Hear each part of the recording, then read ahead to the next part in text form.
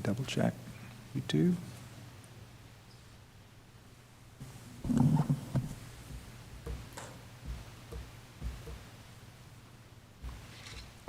We are live. Okay. All right, I have 5:50. I will call the meeting to order. If everyone would stand for a moment of silence in the pledge.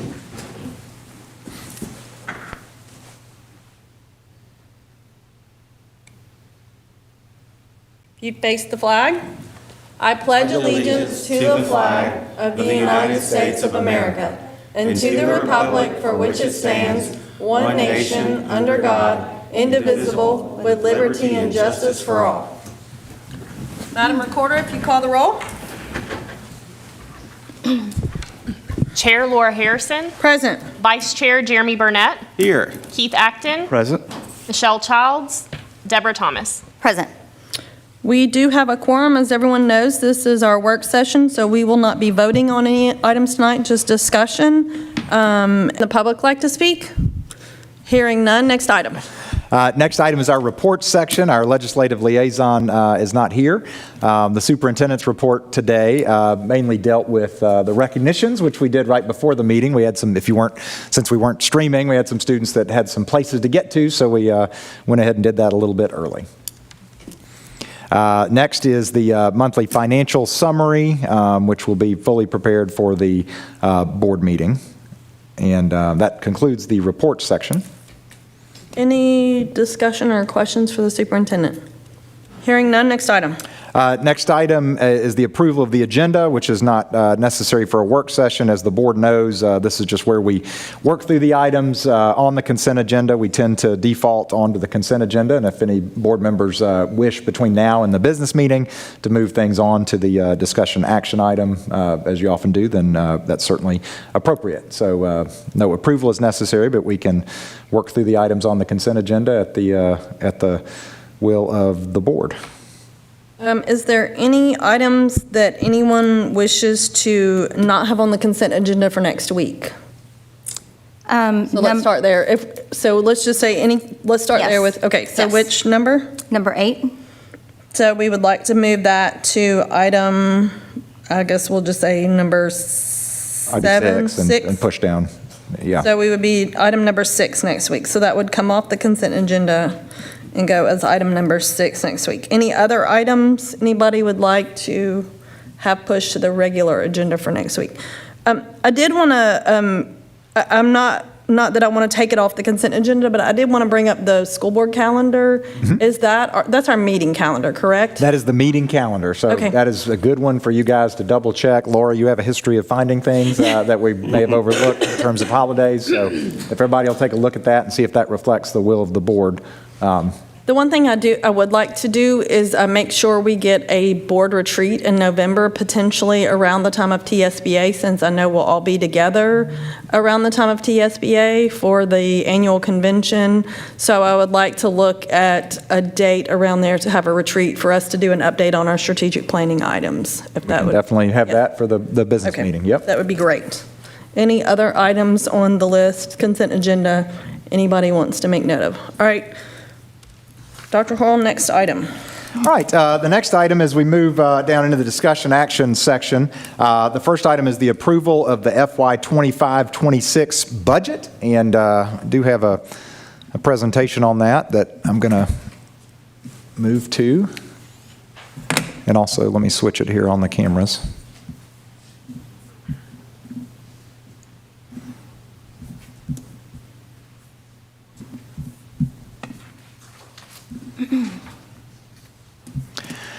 All right, so those that are watching the meeting at home, either now or after the fact, will have the slide presentation here. Before I begin, I want to acknowledge Tristan Gately-Sweat, who is our new finance director here in Lakeland School System. I say new. He's been here how many months now? I lose track. 7 going on 8. 7 going on 8. That's why I didn't even guess, because it has just flown by. And part of that is because he's just done an outstanding job. This is the first budget that Mr. Gately Sweat has been responsible for Lakeland School System. It was really great to work with him. He picked up a lot of things from his time with Ms. Rosales and took advantage of that overlap and really went into a lot of detail. I know that the board will appreciate. He's very conservative in his revenue estimates and also in his expenditure estimates, so he wants to be sure that we're in a good financial position. So I appreciate all your work, Mr. Gately Sweat, and he also helped with a lot of these, he helped with all of these slides, so you'll see the information presented in a few different ways graphically that I think you'll appreciate as well. So as we start to move through some of the details on the presentation themselves, and again, just for the public, this is in a way the introduction at the work session of the concepts of the budget, but I will say that this board has been very active in the drafts and have given a lot of feedback, and we'll have the opportunity in the next week to continue to get questions answered if they would like to and give additional feedback. But I appreciate all of their effort. The responsibility for the budget actually is with the executive committee, which under policy and state law is the superintendent and the board chair, which is Laura Harrison. So she was absolutely instrumental in getting this budget put together in the first draft. So Madam Chair, I thank you for your engagement and foresight there. So, a couple of budget highlights. The first line here is almost laughably obvious, but it's almost, it is also, I think, a thing of joy and something we've been talking about since the inception of Lakeland School System. We will add 12th grade for the 2025-26 school year next year, and for the first time, this is a budget for a complete K-12 system. So when we started this school system, a lot of folks said we need a complete system, we need a K-12 system. Our website domain is Lakeland K-12. At the time, we only had 6 grade levels, but now we'll actually make that aspirational thought a reality. We want to acknowledge that the completion of a full K-12 school system introduces a new set of financial challenges and opportunities for the system, and I want to break that down just a little bit. One of the challenges that we've been dealing with since we started Lakeland Prep High School in particular is that, as the board knows and the public may not, we are funded by both our state funds and by our local Shelby County funds based on the previous year's enrollment. So the budget that we get for funding for both, again, the county funds and the state funds are based on the number of students that we had the year before. Every year for the last 3 years, and again for next year, we've had between, I think that first year, 165 or so to up to 200 students that were coming to our school system, needed teachers, needed administrators, needed support, needed textbooks, needed Chromebooks, needed supplies, but we were not yet funded for them. There is a mechanism in the state of Tennessee for growth funds, so you can make up a portion of that, but it doesn't wind up being the entire amount that you would get if you had those students in the building the year before. So that has been a challenge. This board knows that. We've had to plan for the future while using funding basically calculated based on the past. And in some cases, we'd have to dip into fund balance to do that. And I'll just, spoiler alert, we are not proposing doing that this year based on our financial calculations and the conservative approach, again, of this board. The FY26 proposed budget continues the recent trend of significant investment in teacher salaries. That's been our priority for the last several years and continues to be so, while expanding the district office and school resources to support an estimated enrollment of 2,646 students, not 7, not 5, but 46. That's what we're counting on based on the demographer work that we get from Dr. Jerome McKibben every year. And he's become, with more data, he gets increasingly accurate year after year. So we appreciate his forecasting there. I'm going to talk a little bit, I'll expand on what that means in terms of expanding district office and school resources. But essentially, for the first time, we've put together a budget, we've put together a staffing model that is built to deliver on a full K-12 system. So we have had to sometimes shoehorn responsibilities into different folks. We certainly, even under this proposal, everybody in the district office wears many hats, and we have multiple responsibilities that we might not in a larger district. But this is the first time where we have said, what would it look like to have basically this structure moving forward for some time with only minor tweaks. So hopefully the last set of kind of big, tweaks to that model. In terms of revenues, and most of this we're focusing on the general fund, what the board knows is the 141 function. In terms of revenues, we're looking at an estimated increase of $2.6 million from the previous year to $32,851,000 and some change there for next year.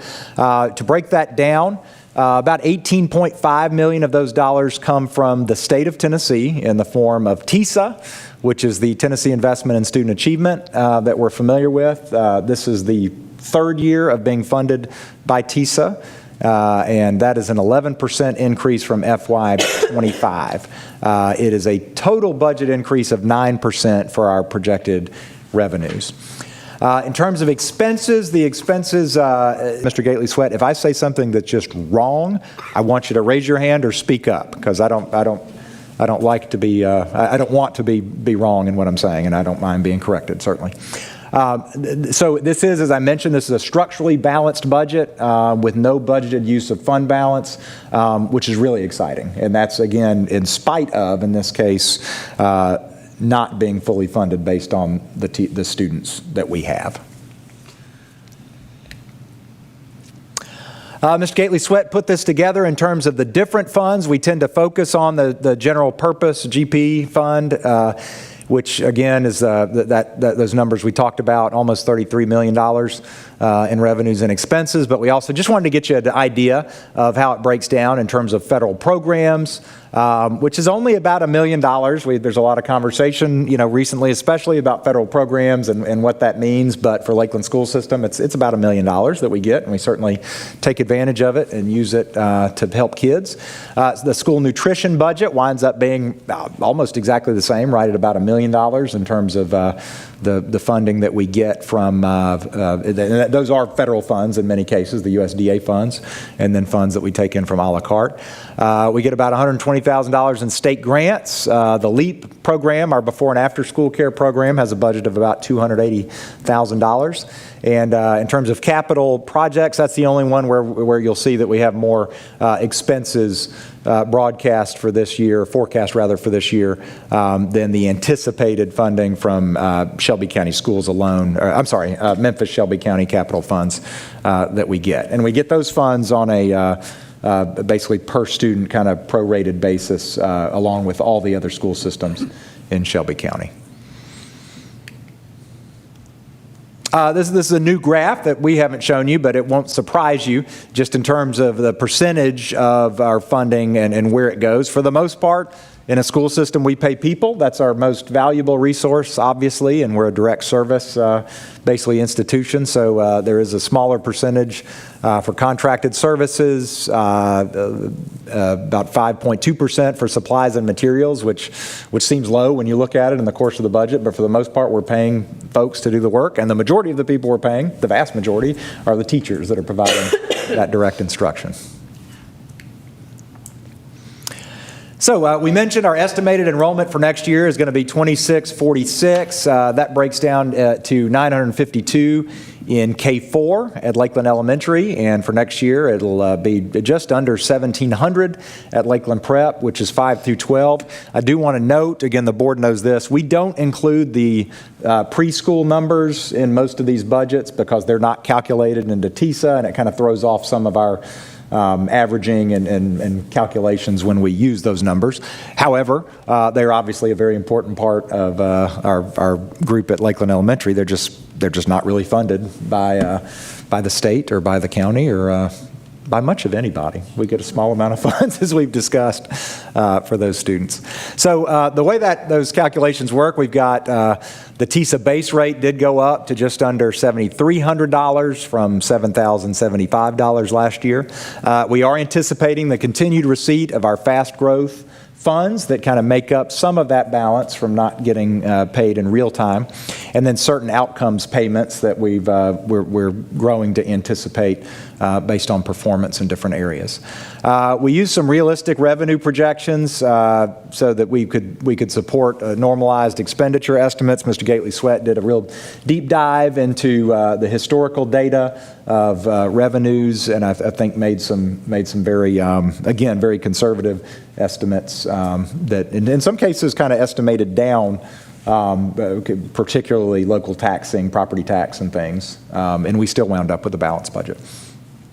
We did account for up to a 3% inflation on transportation in the highest cost route scenario, so transportation winds up being, I think, just about $1 million as well, or is that about right? Yeah, $1.2 million, okay. All right, and we did want to also highlight, just in terms of kind of some enhanced graphics, our proposed budget revenue by source, and this is all the funds. So as you can see, the the majority of the dollars we get are from the state of Tennessee through TISA. That's just over $19 million. From Shelby County, which is based on average daily attendance. The state of Tennessee is based on average daily membership. Relative to other school systems, and Shelby County is based on average daily attendance. We get over $13.5 million from Shelby County. The city of Lakeland gives us $823,000 is what's budgeted. That is based on the required 15-cent property tax equivalent that the city of Lakeland is required to put towards the school system. We have never asked for anything more than the 15-cent equivalent, but I will note that the 15-cent equivalent does go up as the property tax collection goes up. From LSS, these are things basically where we generate the funds ourselves. That could be through, we do get some income from the satellite tower at LES, and in cases where we collect fees directly and some things like that. We get, as we noted, over $1 million from the federal government, $1 million from school nutrition, and then that LEAP fund budget. So that's the revenue breakdown. All right, some items to highlight in this budget. We are maintaining the stipends for hard-to-staff positions, which in some cases have kind of pushed us over the line with some folks that we wanted to come work for us in Lakeland school system, and we're in harder-to-staff areas. I want to note this. I'm very, very proud of this and excited for the employees. We have a 0% increase in health insurance premiums for this year. It probably goes without saying that's almost unheard of for organizations to not go up at all. I've been told that the industry standard kind of baseline can be 9%, but again, based on the interlocal health committee, of which I happen to be the chair right now at the moment, we're recommending and have approved, in fact, a 0% in health insurance premium. So good for our employees. We are going to, this budget does include the device upgrades that we kind of count on due to our Chromebooks. The Chromebooks do have to be refreshed every 3 years or so. So that is a different model, but we think it's been a good one for us and a cost-effective one. I want to talk a little bit about this and just be very clear. We're going to be clear verbally and in writing. This budget does include bonus payments to all staff, but I am noting here that is subsidized by the Tennessee legislature.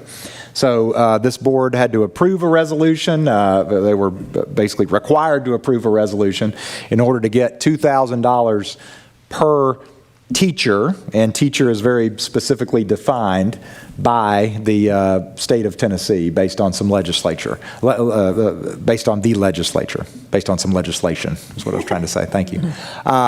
So as a result of that, the legislature said these are the teachers that are going to get this extra $2,000, and this was related to the voucher legislation, so it was part of that. We have, over the last couple of years, started giving $1,000 bonus payments to certified and 12-month central office staff, and then $500 payments to all other staff. It is not arbitrary, but there are some folks that would normally qualify for our $1,000 bonus that are left out of the $2,000 bonus. So again, I want to be very upfront. What we are doing is the teachers that get the $2,000 bonus will get the $2,000 bonus. They won't get the $2,000 plus the other $1,000 for $3,000. That didn't feel right, considering some of our teachers were going to just get the $1,000 bonus. So Everybody that got the $1,000 bonus last year will get at least that. The teachers that are on that list will get $2,000, and then everybody that's not in one of those categories will get $500. We will make that very, very clear to the teachers because the timing is also not Christmas bonus timing for the state money. So that is what is currently factored into this zeroed out budget. All right, some additions that we're very excited about. Yes, Mr. Gately Sweat. You said 500, the lower tier is 750. Thank you.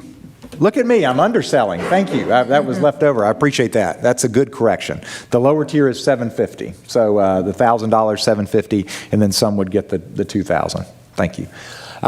Some other exciting additions. We're going to do another 3% increase to teacher salary schedules. This continues a recent trend of heavy investment in teacher salary schedules.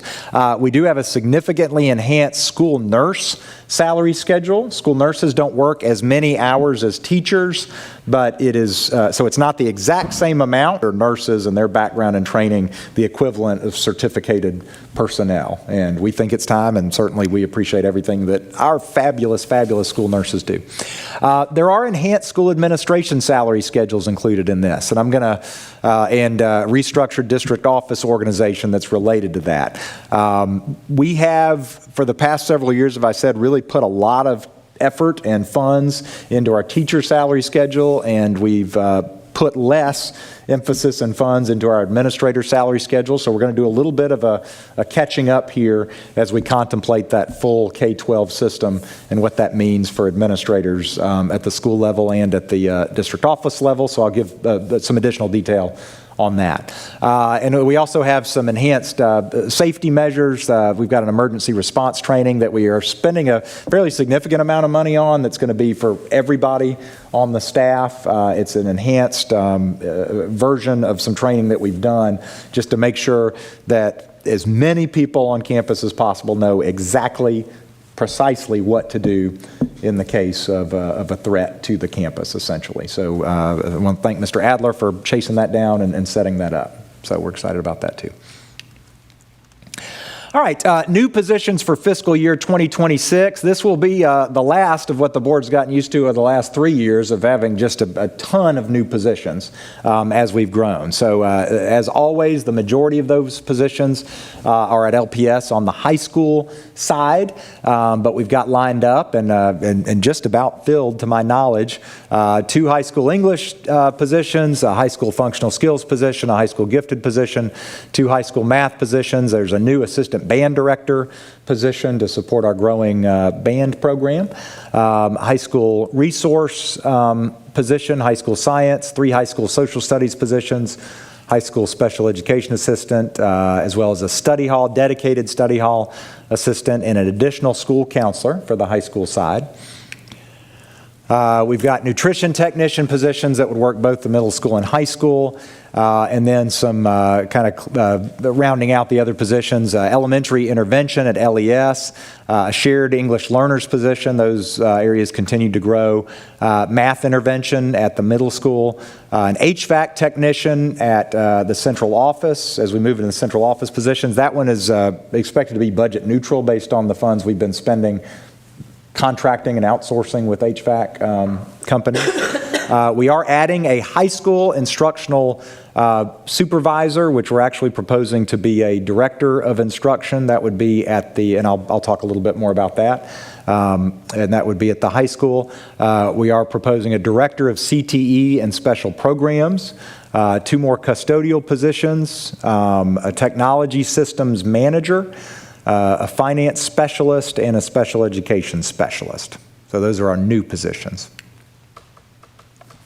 All right, as part of the restructuring at the district office, and I want to be clear on this because I think seeing all the new titles might accurately lead somebody to believe that we're hiring all these new people for the district office.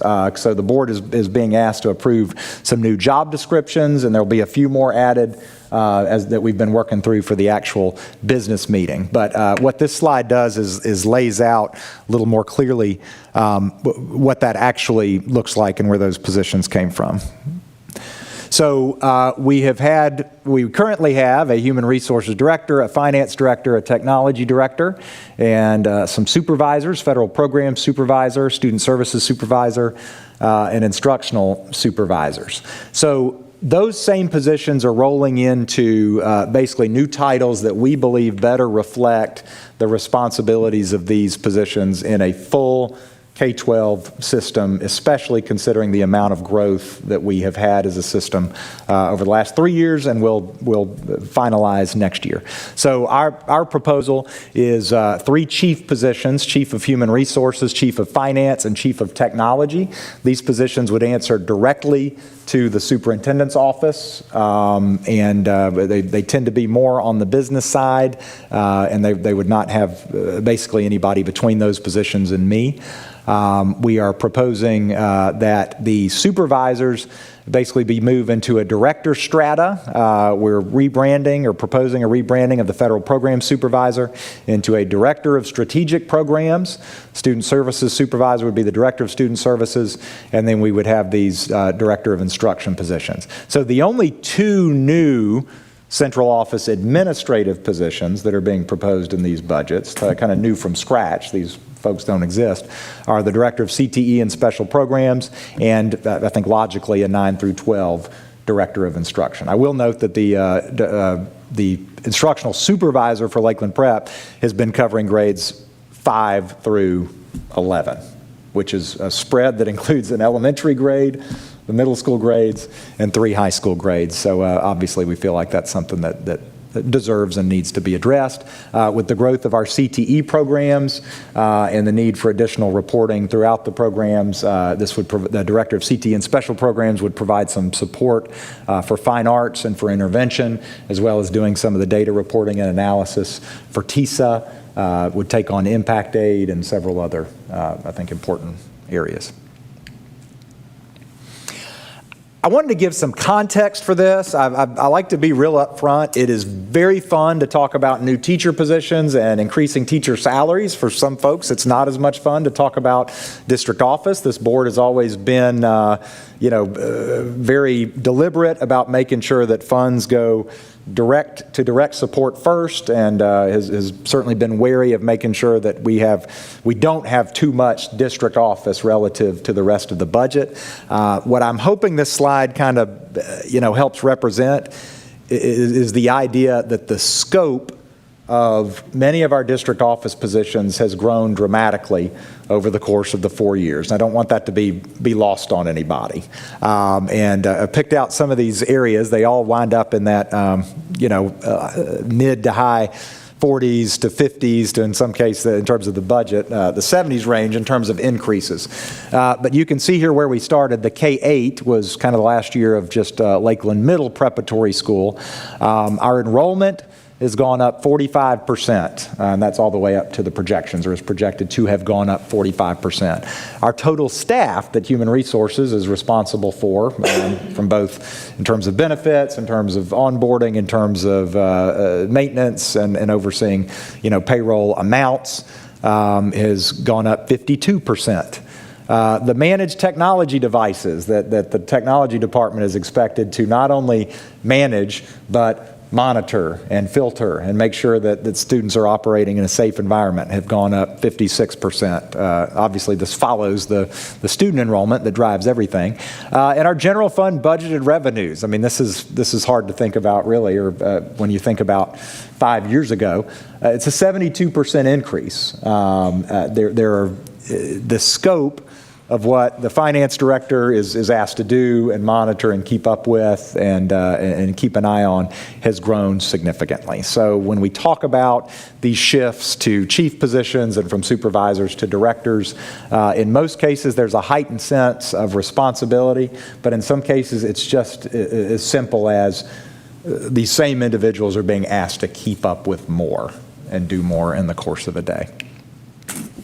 Was asked to kind of give some context to the increases that we're talking about for in terms of administrators. So just to give some historical context here, again, in the last few years, we've really been focused on the teacher salary schedules, and basically this year with the 3% again brings us up to a 16% increase in the teacher salary schedules, and that's over the course of the last 3 years plus this proposal. So that's really, from where we were at the K-8 time, our starting salary, and we just did that so it's apples to apples. That's our 10-month starting salary. Just keep that in mind. That's not 12-month. We've gone from $45,000 up to almost $52,000. So a 16% increase during that time. Just so everybody kind of has a benchmark here on the directors, at the director level, which we have had at the district office, and that's when we had consistently, we have gone 2%, 2%, 2%. So those employees didn't benefit from the 3% bump, or certainly the on average 7% bump from last year. We are proposing going up 10%, which I know looks like a lot, but if you look at the bottom in terms of percentage increase, it really just more keeps us in line with what we did sooner to the teachers. Approve these, and the numbers go up and the numbers go down in terms of what we're allocated, and they change sometimes. But you can see clearly IDA Part B, which concerns special education, is the largest by far in terms of our funding. You can see that the IDA Pre-K is the smallest. We do get some state sped pre-K money. The Innovative Schools Model Grant has been really great for our BioSTEM department, and that's where we have put those funds, and that's been some significant funds. But we also have a number of Title and Perkins funds that we receive and spend. A couple other highlights to note. We're proposing no meal price increases for the 25-26 school year. We think there'll be 196 additional students projected in the school system. We are adding positions and increased hours to cover that senior class especially, and a 19% increase in projected revenue based on more students eating breakfast and lunch. And we are holding steady on our LEAP fees as well. I think that's the best deal in childcare is our LEAP program, and they do a good job, and we've kept those funds at a minimum, the fees at a minimum as well. So that really concludes the overview of the budget, and the budget certainly is available to be shared publicly, and will be for the business meeting, and the board has had an opportunity to review it. But at this time, I'm going to take the stream off the graphic and just see if there are any questions or comments from the board. Board members, any items, any discussion? I just want to make, if I could, one comment to something, Dr. Roll, since it was the last slide. The pre-K program, that LEAP program, my children, I think several of our children probably participated in that going up, and it really was. It was incredibly convenient to drop our kids off at the school, to have qualified, high-quality individuals who cared about our kids. And I've grown to see some of those staff have moved from LEAP program to have positions in the schools, and to hear that they do really well in the positions they're in the schools. So I just appreciate that. Thank you for making that comment. I want to acknowledge our Assistant Superintendent, Dr. DeLoso, who oversees that program from afar, I guess, but the person that really is the nuts and bolts of it is Amy Roberts, and she does a terrific job with that, and thank you for your feedback there. So I'll just echo that. The thing that is so interesting is that it used to be run by YMCA, and I remember when Dr. Hoyle said, what if we took this in-house? This would be really great, when it was the merger and non-merger and all that was in the beginning. And so I think that's one of our programs that has really exploded and been a positive thing for our school system. So I appreciate your vision there for having the idea originally to take that in-house. It was not long after we started up, and it's done wonderful. It was not long after we started off, and y'all know I like to give credit where credit is due, and I'm not just deflecting it. This is the truth. The first person to say it was Jaretha Lockhart. She said we should look at doing this ourselves. And while I'm acknowledging Jaretha Lockhart, let me acknowledge Corey Martin, who's here in the audience as well, and an interested party certainly in the budget and everything else. It does a great job. I do have a question. Yes, please. On one of the slides, you showed the growth in the staff. Was that representative of all staff, including coaches, or was that full-time staff only? That's a great question. I'm going to confirm that it does not include coaches, is my Not include understanding. Coaches or Or substitutes, subs. which we hire, they're our employees as well. So Understood. it's full-time and part-time general staff. Very well. Thank you. Madam Chair. Yes. Dr. Harrell, if you go back one slide, there's a new position that I'm particularly excited to see added to the high school level, as we've had numerous conversations over the years. And I knew you would be. The Director of CTE and Special Programs, someone whose sole focus or primary focus is career and technical education. So I'm excited to see that position added as well. We are too. Good, thank you. Was that originally supposed to be compliance when you first, has that morphed? That has morphed, and that's one of Okay. the, yes, but behind the curtain with board conversations, that was originally developed as a supervisor of compliance that was going to work solely with the federal programs director, but as we started kind of breaking the job responsibilities apart, we felt like it would be more effective and efficient to split that into two positions, and also we wanted to make sure that that CTE portion was emphasized, but also our federal program supervisor has had a huge spread Right. on her for the last several years, and so as we started kind of breaking that apart, we thought instead of having a huge spread that's two people deep, maybe it would make more sense to section that out between the people. So yes. Well, and I think that's a good point too. So when we were just itty-bitty school system, you took on a lot of these things, and then as we added people, they got to be the supervisors, the directors of these different areas. And one thing that I think is lost on a lot of people is how much you've been able to seed some things to some people who are specially trained and suited for those positions. And so some of the salary increases and acknowledgement of those things, and then there are also increased salaries because you are trying to get some of those employees to be 12-month employees, which will allow you to do more strategic planning in the summer with everybody in one place. Yes, thank you for noting that, because that's really an oversight not to mention. In fact, none of the supervisors were 12-month employees, and when I say we've been conservative and we have really tried to make sure every dollar that could got into the classroom, that even included, frankly, being the only district, certainly in Shelby County that I'm aware of, and I'm sure one of very few, where a lot of these central office positions didn't even work 12 months. They had dates that they would work over the summer, but it was much more limited, which frankly kind of limits what we can do. As you noted, as we've grown up, anybody that came into any position at the district office had multiple hats, and in a way that in some cases could be considered unreasonable, for somebody to keep that many plates spinning.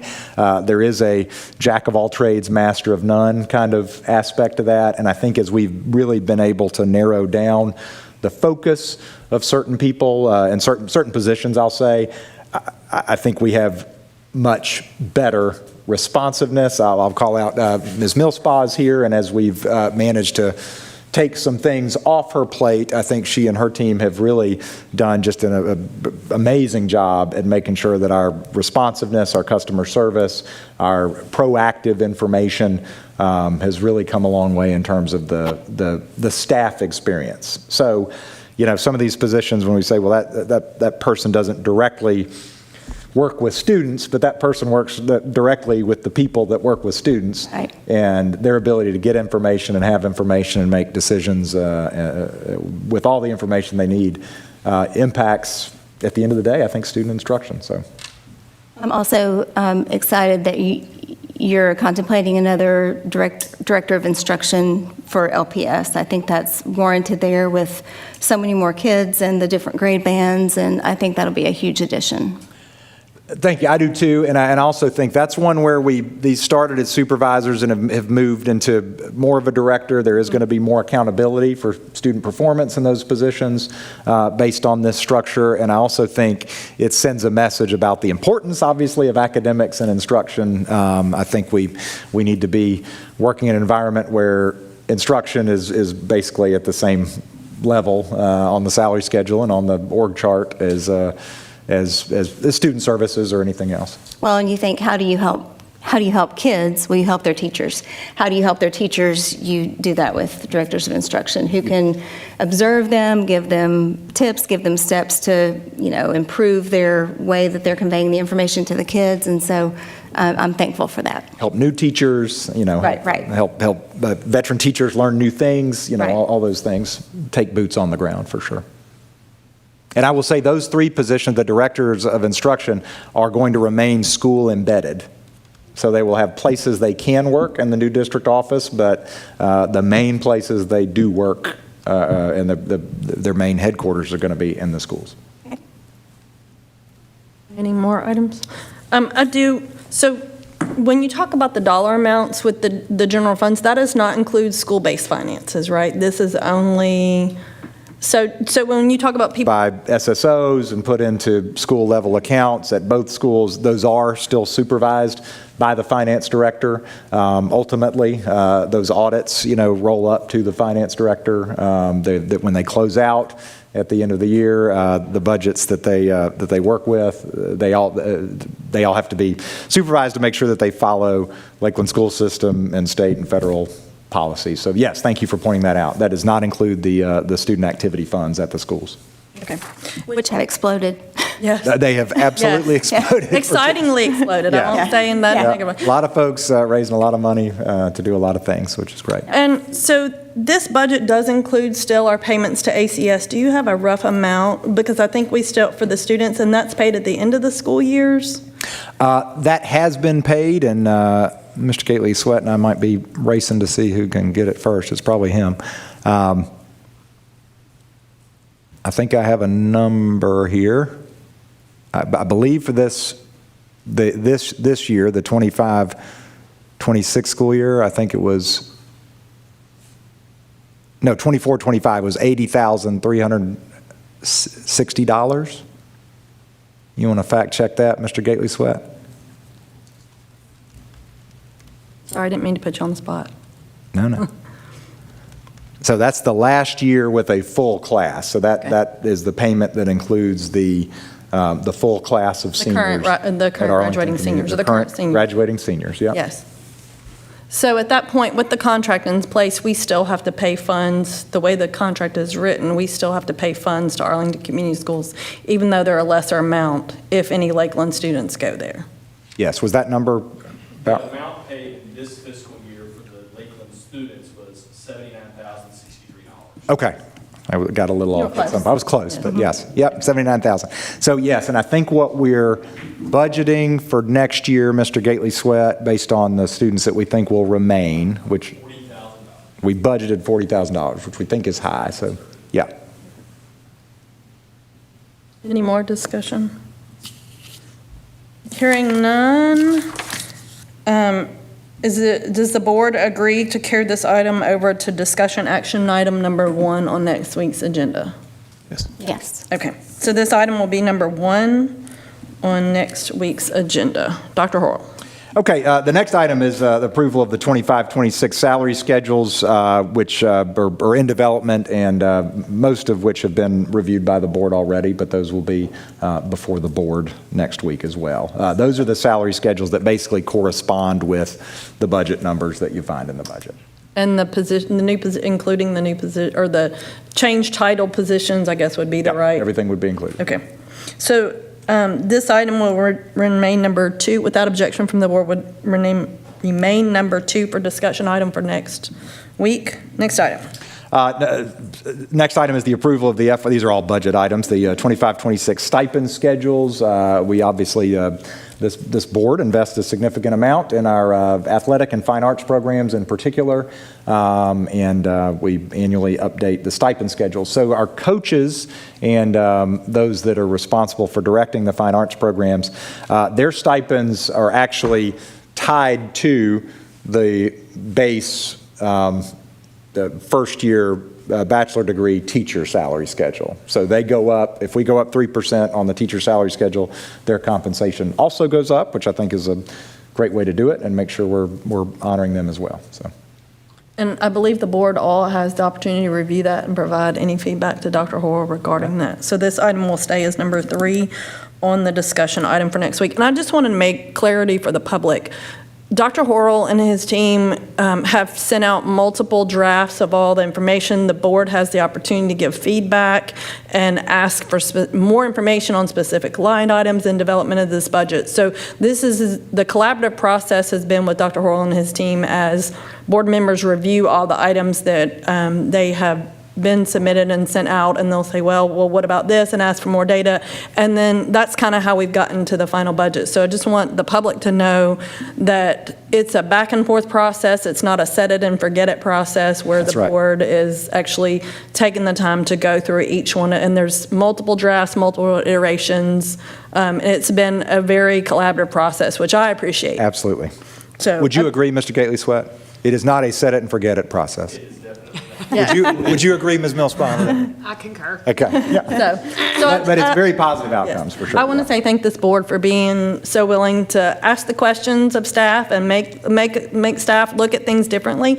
Positive, negative, move things up and down. Some things go up, some things that go down. And so it's just been a really refreshing experience, and how positive just the feedback and the information has been on the things that the board has asked for, from what I've heard, at least from Dr. Horrell. So I thank the staff as well. I wanted to take the opportunity as we're going through this. Thank you. Well, and connected to that, the format of the Yes. presentation was very different, and I think it needed to be for this year, and I think it's very public-friendly also. So, it kind of explains our thinking as we become full, so. We are going to attach that to the agenda as well. The presentation itself was not attached to the agenda previously, but we'll attach that to that. Dr. Hurl, I'm going to guess that Mr. Gately-Sweat had a lot to do with how this presentation looked. He had everything to do with how this presentation looked. I'd like to make sure Content-wise, I had some input, but the look was all him, yeah. Just want to say thank you then. Yes. Yes, thank you very much. I really do appreciate it. I've actually enjoyed going through the PowerPoint, so Yeah. thank you very much. Yep. Next item. Next item is lettering. Okay, so I'll take this one because I asked for this to be put on the agenda. So I had asked the policy committee to look at potentially creating a policy regarding the lettering as we have rising seniors. They're starting to do their college applications. Lettering is one way in which a student can be recognized and stand out, I guess, apart from other people, as I'm sure everybody knows that is dealing with the college application process. It is getting more and more and more competitive. So if you have a way in which you can stand out, whether it be, a multi, activity person, or whether you're doing extreme, like a lot of community service, you're just always looking for ways where we can stand out. So that was my motivation behind asking the committee to look at this. So they had come up with a draft. I shared that with Dr. Horrell, and he had some great feedback. So I was going to give that back to the committee. So I'd like to keep this on the agenda, but I don't think the draft is ready yet. So with your feedback, I will make sure I pass, or can you pass it on to the? Yes, I Okay, can- we pass it that would on be to the appropriate. policy Yep. committee, and that would be great, because I think there's questions about, funding, how that works as far as it's going to be paid out of this account or that account, just small details to make sure we get the first draft before it comes forward the board correct.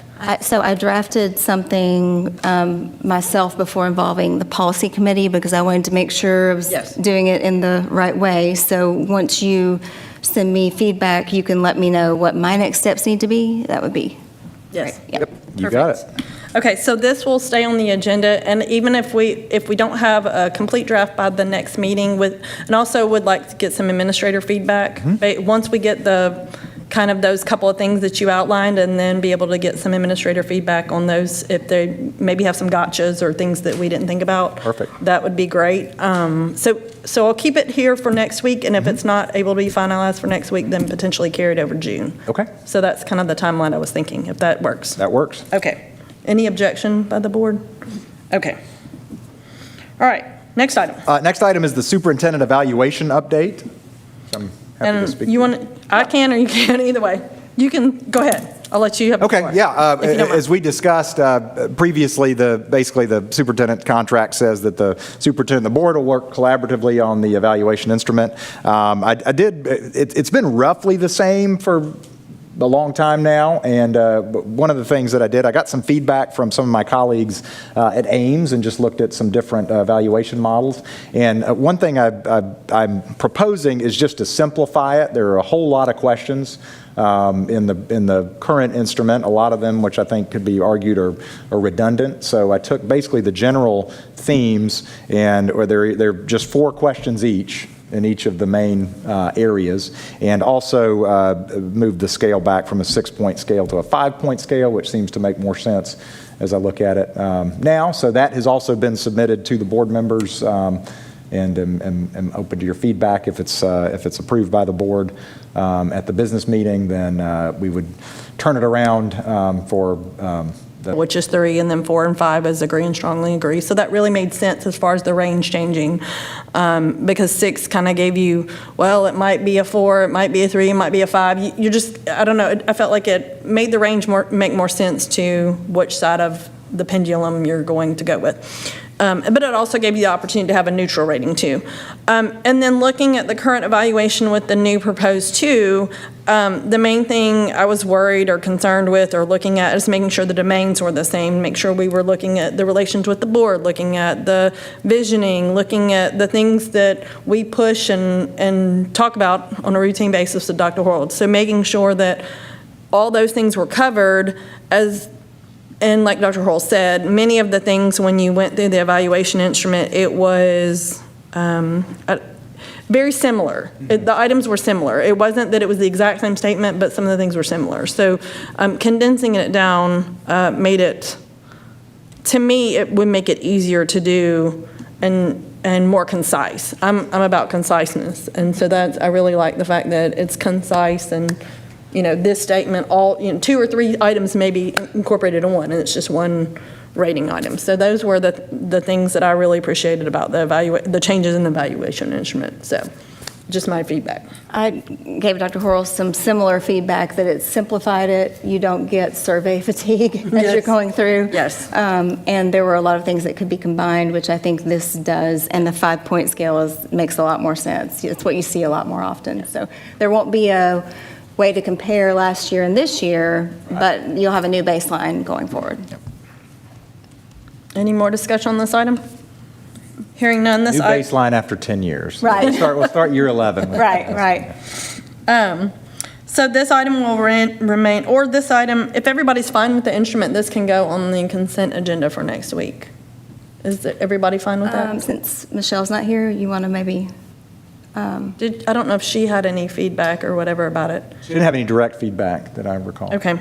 She has the opportunity next week to take it off the Yeah, consent I'm agenda. fine with it going on the consent. So can you put it as number 9 on the consent agenda for next week? Or I'm sorry, it'd be number 8. Yep. I'm sorry, because we took number 8 off. So number 8 on the consent agenda for next week, and she'll have the opportunity if she wants to take it off at the meeting, because I do go through that when we're going through the approval of the agenda. All right, so next item. The next item is a review of the policy manual, section 6, second half. Is there any report from the policy committee? No, but I will have one next week. Okay. So. If they find something, yeah. Okay. All right, so any other policy items we need to discuss? Madam Chair, I did want to bring up, I'd like for the board members to review policy 4.403, library materials. I've had the experience to be involved as a parent in some concerns around this policy.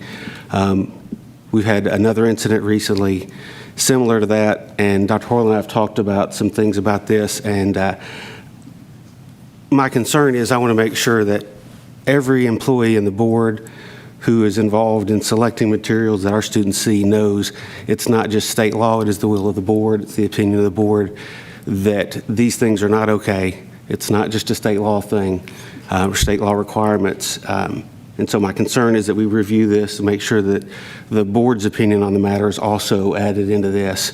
And then also I'm concerned that we need to make sure that there are consequences for flagrant violations of this policy. And so in that regard, Dr. Horrell, I may be talking with you about having either TSBA legal or our legal counsel look at what we can do. Because when choices are made to include inappropriate content in the textbooks, it's not okay. I'm not okay with it. And I need to make sure that that message is given to our staff. So if the board would review policy 4.403, send any feedback or updates or concerns or anything else you wish to express to Dr. Hoyle, and he can filter it through and relate it to that content. And we will if we need to bring anything up, or if we have updates, or if y'all have wording changes or things we're going to do for the policy, or potentially June, either next week or June, if you're taking the time to talk with TSBA so we get it right before we bring it back. However, That's we right, need to do that. and it was not my intent for us to make changes in the next 7 days. So Okay. I want to start the process, take our Okay. time, and Okay.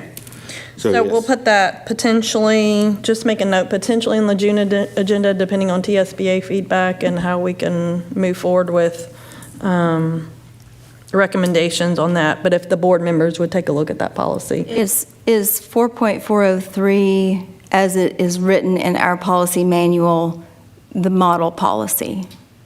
No, we actually spent a lot of time, and again, I'll call out Dr. DeLoso. She spent a great deal of time working with me and some others on crafting this policy. It is not one of those that's word for word TSBA. We wanted to make sure that there were ample opportunities for both the school and the district administration to respond to parent concerns before it got to the board, and felt like that was appropriate under the law. But so no, this was tailored to this Board of Education. Okay. Any other policy items we need to discuss, or anybody would like to bring forward for future review? All right, hearing none, next item. Next item is announcements. Are there any announcements? My apologies. Did we skip over the job descriptions? Were we going to go through those? Move them down to the bottom. Okay, did you want to go through them? I thought it was for next week's. I made a note it was for next week's agenda. It is for next week. I think it fits with the budget. The budget, So yeah. I don't know if we want to go 1, 2 on those. Do you want to renumber them? What do you want to do? You see what I mean?